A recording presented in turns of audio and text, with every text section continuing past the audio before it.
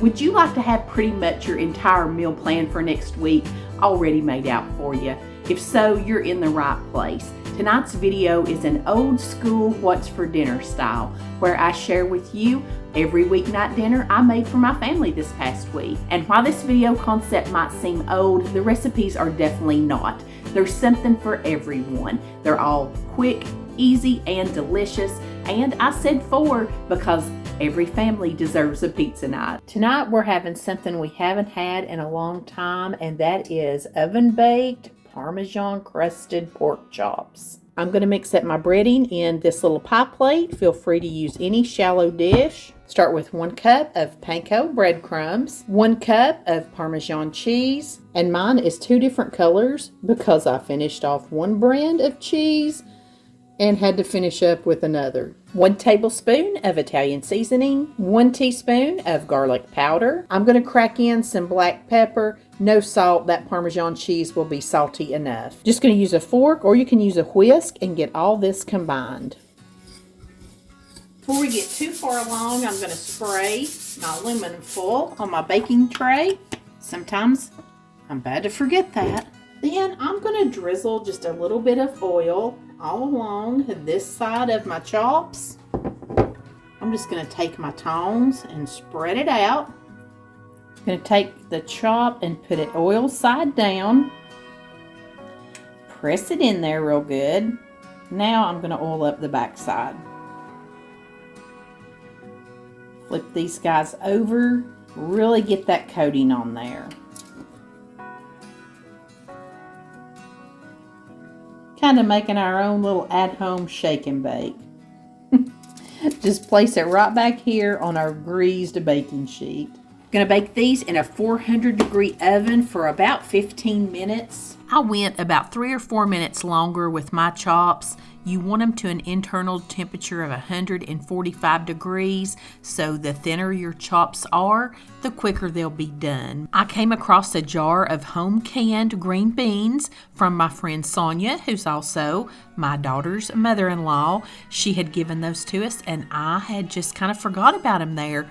They paired perfectly with just some boxed macaroni and cheese and some mini cucumbers that we cut up. But friends, this pork chop was so delicious. I love Italian seasoning on any meat, and I love how the Parmesan cheese just gave this a little bit of an extra bite in those crunchy panko breadcrumbs. And I think baking pork chops is just the easiest way for me to keep from overcooking them. These were still pretty juicy and yummy. I didn't have any complaints tonight. It is really nice to have a lot of old, faithful recipes that we know our families love, ones that we're comfortable throwing together quick and can get them on the table. That's why they call it comfort food, right?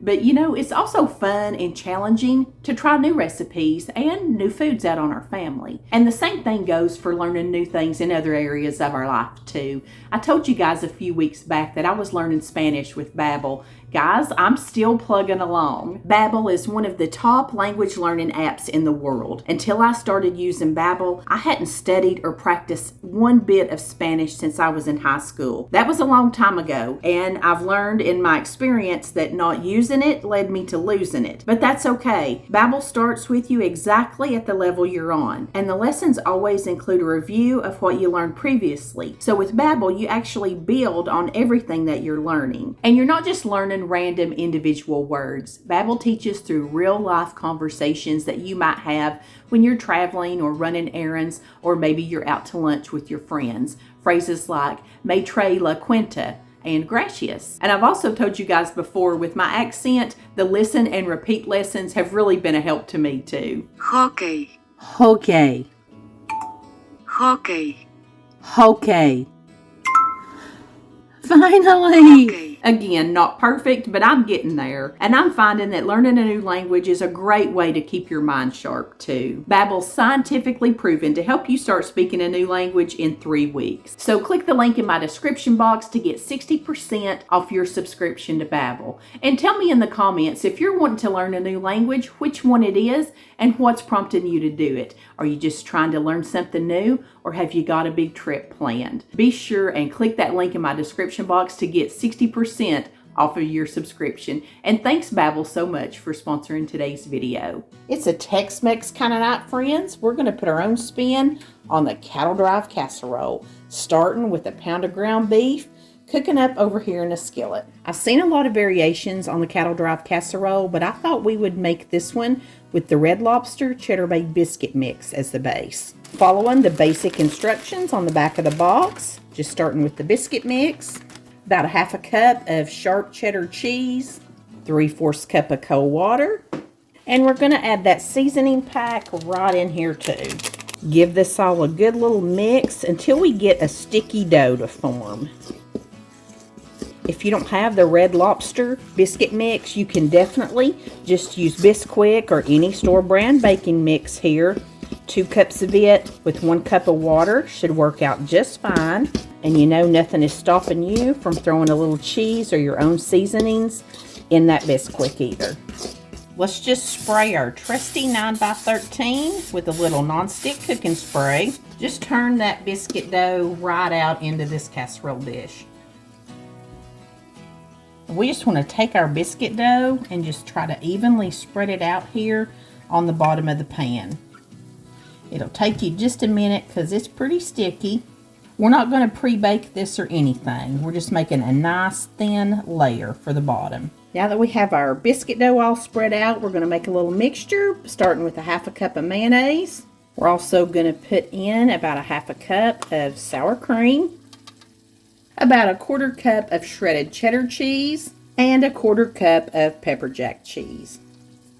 Get all this mixed together. I'm going to take a small sweet onion and dice it up. Definitely using half of it. We'll see what it looks like. I may go ahead and do the other half too. Yes, I definitely want the other half of that. That onion was just not that big. Can't have ground beef and onion without some garlic. So let's throw a couple teaspoons of that in.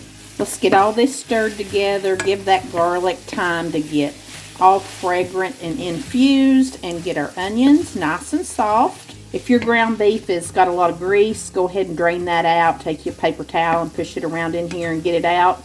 Didn't have to do that today. This is a nice lean pound of ground beef. Now that we've got our onions and our garlic all softened up in here, I'm going to add in 1 can of Rotel diced tomatoes with green chilies.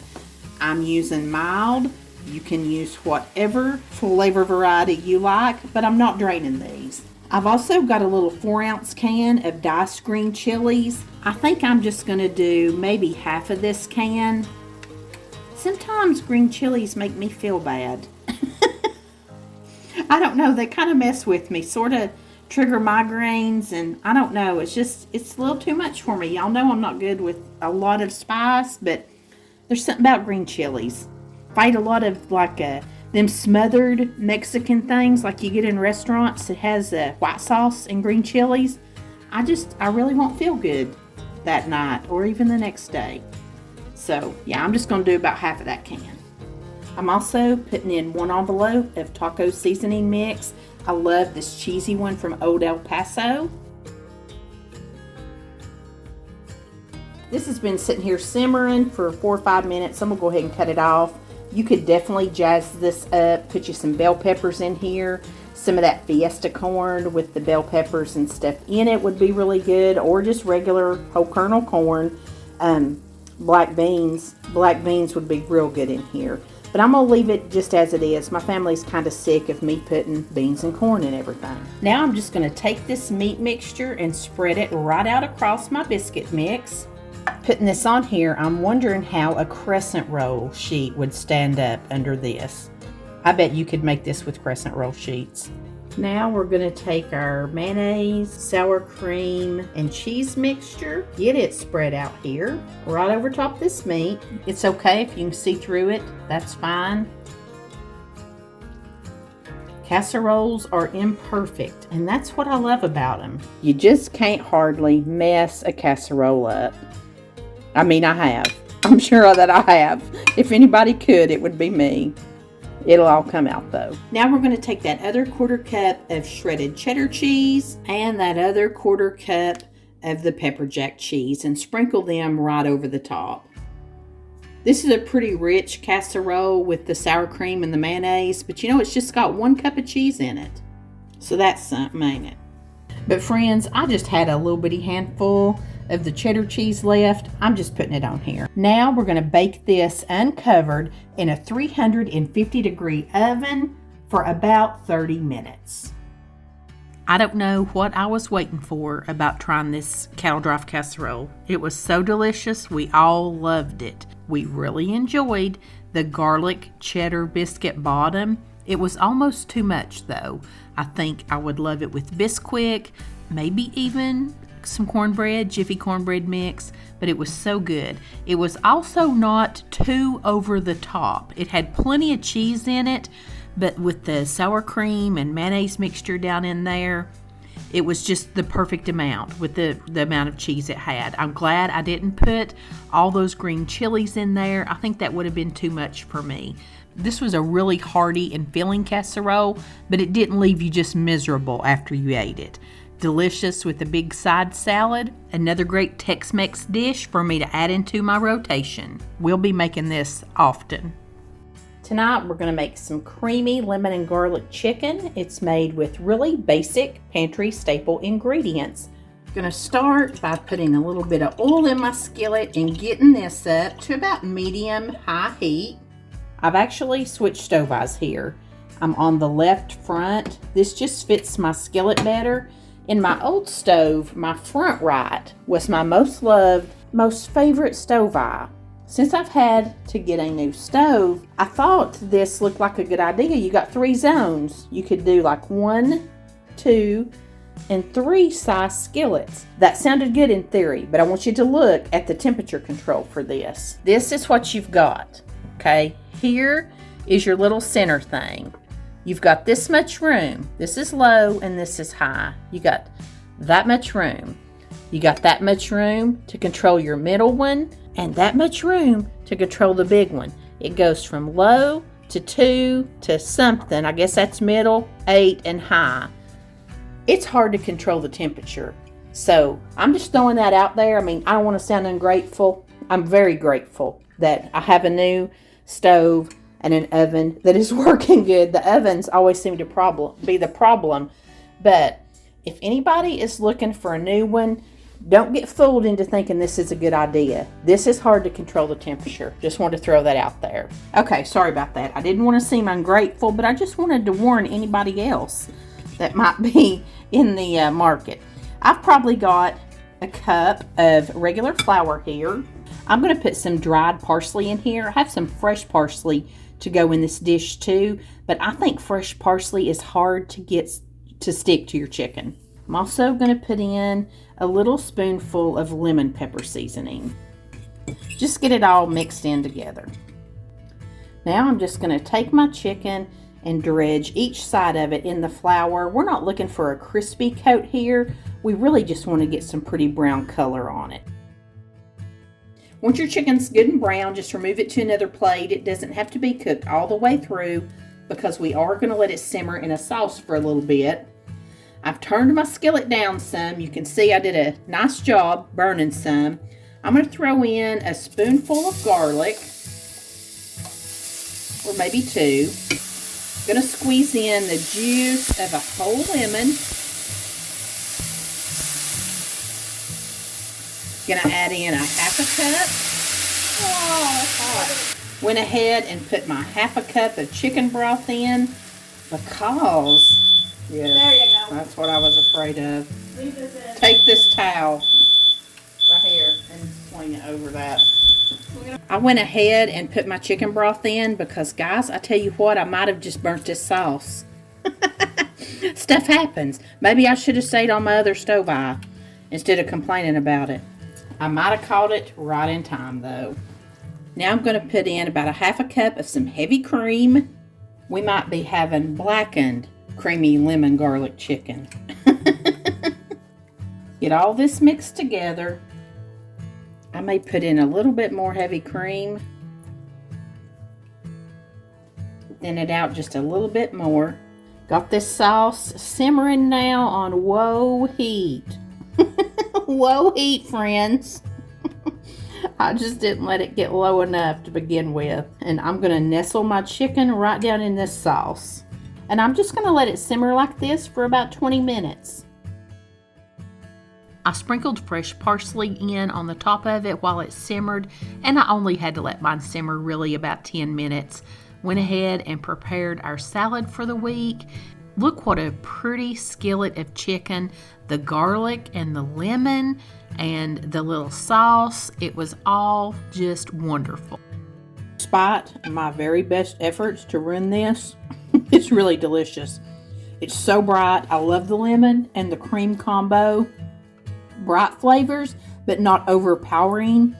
It's just really good. I think this is super, super springy. It's quick, it's easy, it's delicious. The gravy sauce is wonderful. Other than maybe needing to call the fire department, 10 out of 10, recommend. Give this one a try. Tonight I'm going to make some super easy fish tacos. What really makes them great is this little fish taco sauce that we're going to mix up first. Start with 1/3 cup of sour cream. You could definitely use Greek yogurt in its place. To be honest with you, I've never liked the results when I've tried to replace sour cream or mayonnaise with Greek yogurt. I just don't think it tastes as good. Gonna add in 3 tablespoons of mayonnaise, 2 tablespoons of fresh cilantro. I'm actually using parsley because I bought parsley this week and it was a huge bunch. Waste not, want not. They're kind of cousins. Parsley's a little more herby, while cilantro's more fresh and citrusy tasting, but I've used them interchangeably before, and this will be fine for me. About a tablespoon of milk or light cream. I actually have some heavy whipping cream, so I'm just going to throw that in today. We're going to use 1 lime, and if you will roll it under your palm, it tends to break it up and you get a lot more juice out of it. We're going to zest it and save about 1/2 teaspoon of the zest, and we're going to need a tablespoon of its juice. We're going to season this with a 1/2 teaspoon of garlic powder, a 1/2 teaspoon of cumin, a 1/2 teaspoon of paprika. Feel free to throw in some Cajun seasoning or some cayenne pepper if you like a little kick and heat, and just salt and pepper it to your taste. When I said these were going to be easy, I wasn't lying, friends. I'm letting Gordon do all the heavy lifting. I'm just using these crunchy fish sticks. I'm going to spray them with a little bit of avocado oil, cook them up in the air fryer. And I'm just going by the directions on the bag, which is 400 degrees for 7 to 9 minutes. And of course, I'll flip mine halfway through and spray the other side so they'll be nice and brown and crunchy. Of course, you can bougie this up with any kind of fish you want, or shrimp, whatever your little heart desires, even chicken. I was just looking for something quick and easy for Friday night. And tacos are so much fun to customize. You can do Southwest with some fresh corn and beans and tomatoes in here. You can make it tropical with pineapple and mango. There's a little place locally here. They have the best fish tacos. It's the same fish that they serve in their fish dinner. It's just a very lightly breaded white fish, and I love that. I'm going classic with a little bit of red onion and tomato for mine. And it's not going to take much. It's just me and Patrick here tonight. I like to set my fish sticks off on a cutting board and just rough chop them into some smaller bite-sized pieces. I like to heat these little flour tortilla shells just a little bit in a skillet to make them warm and pliable. Put our tacos together. I really need to invest in some of those little taco stand holders. But for right now, this is how we do it. A little bit of fish in there. And I'm telling you guys, this sauce is what makes it. I like to put a little bit right here on top of my fish sticks. We'll put some more over the top when we're done. A little bit of tomato, pretty red onion, a little bit of that parsley for some freshness. I've always heard that you eat with your eyes first, and I believe that is the case here. This is so fresh and so delicious, and just a pretty presentation. I'm loving the little street taco size shells for all my tacos now. I got the pretty picture, so now I can cover it up a little bit more with some sauce. Guys, look how yummy this is. Give it a big bite here. I love it. I love it. Love it. And it's the sauce. Guys, you could use this as a salad dressing. Delicious on roasted vegetables. Heck, it's good on mashed potatoes. It's good on everything. Get creative. This was a quick, easy cheater fish taco. Super delicious. Watch this video next if you need some more weeknight dinner inspiration. Thank you so much for being here. I appreciate you watching. Until next time, I send you love from my kitchen.